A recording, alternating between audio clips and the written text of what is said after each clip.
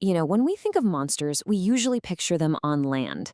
But the real titans, the true giants of our planet's history, they were lurking deep, deep beneath the waves. So today, we're diving into an ancient ocean, one that's way deadlier than you probably imagine. Okay, just let that sink in for a second. The Megalodon, the 60-foot shark that we all think of as the ultimate ocean predator, just bait. That one word completely changes the game, right? It sets the stage for a world of monsters that, honestly, we're only just starting to wrap our heads around. All right, so before we get into what could possibly take on a megalodon, we've got to give the big guy its due respect. I mean, for millions of years, this thing was the undisputed king. We're talking a shark the size of a bus, with a bite force that could literally crush a whale's skull. It's our gold standard, our benchmark for pure oceanic terror. And this is where you really see the scale of things. For us, a human diver, we're just prey. A great white shark, that's the apex predator. But the megalodon, man, that's a whole other level. We're talking a hyper-apex predator. It's legendary. It's the absolute top of the food chain. Or so we thought. And see, that's the big question, isn't it? We always think of sharks as the ultimate killers of the sea. But what if the biggest, baddest brawler out there wasn't a shark at all? What if it had a completely different set of weapons? All right, time to meet our first contender, and this thing, it's not a fish. It's not a reptile. It's something way more alien. Say hello to the Eurypterid, or as it's more commonly known, the sea scorpion. Now, I know what you're thinking. 8 feet? That's nothing compared to a megalodon. But hold on. Don't picture a fish. Picture an 8-foot-long scorpion. This thing is an arthropod, basically a giant armored bug from the deep, covered from head to tail in a hard protective shell. So what made this thing so deadly? Well, first off, that full-body armor basically made it an underwater tank. And its claws? Oh, they weren't for pinching. No, these were razor-sharp weapons built for one thing: crushing and tearing. Its whole strategy was just to lie in wait on the seafloor and then, bam, ambush whatever was unlucky enough to swim over it. And here you can really see the difference in fighting styles. The megalodon, right? It's a torpedo made of teeth and muscle, an open-water missile. The sea scorpion, though, it was more like an armored, calculating brawler. Sure, it couldn't outswim a meg, not a chance. But get it in close quarters, with those crushing claws and that crazy armor, it was a completely different kind of nightmare. Okay, so armor is one way to go, but some predators, they don't need it. Their greatest weapon is something else entirely. It's pure, shocking surprise, mixed with just overwhelming power, the kind of killer that ends the fight before you even know you're in one. Which brings us to this monster, the Pliosaur. Not a shark, not some kind of giant bug. This was a marine reptile, a true aquatic killing machine, and it feels like it was engineered for just one single purpose: the perfect ambush.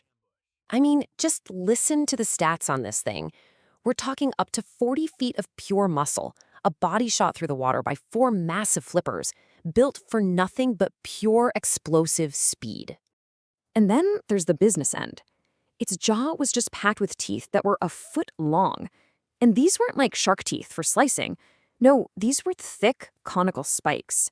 They were designed to puncture, to crush, and to hold on to absolutely anything, no matter how hard it fought back. And that was its signature move. It would just rocket up from the dark depths, hitting its prey with absolutely devastating force. There wasn't a chase. There was no hunt. Just a single, violent impact from below. And just like that, the fight was over. Yeah, this really nails it. You know how we think of the T-Rex on land? That icon of unstoppable power, those terrifying jaws. Well, that's exactly what the Pliosaur was for the ocean. It had that same job, to be the ultimate power predator of its time. So we've covered brute force, we've covered armored tactics, and we've seen the perfect ambush. But this last creature, this one is something else. It's not just a predator. It taps into a much deeper, more primal fear. The fear of the unknown, of something intelligent and alien lurking in the dark. So, meet Tusoteuthis. And this isn't just another animal. This is a legend come to life. A truly colossal, predatory squid from the Cretaceous period that honestly haunts our collective imagination. And what's so wild about this one is the direct line you can draw to mythology.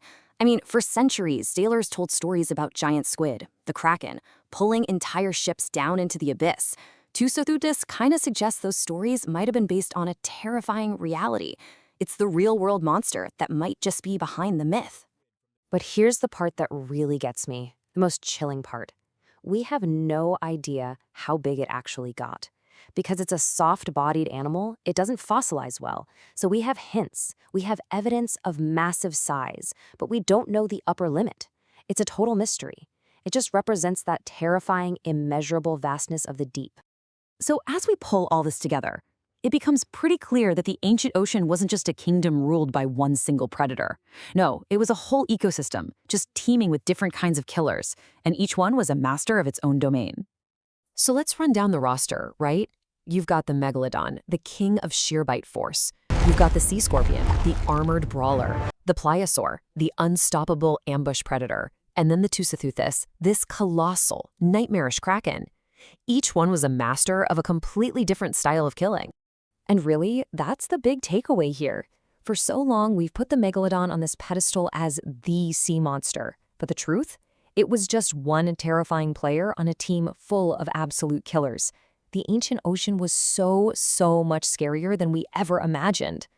Which of course leaves us with one last, kind of unsettling thought.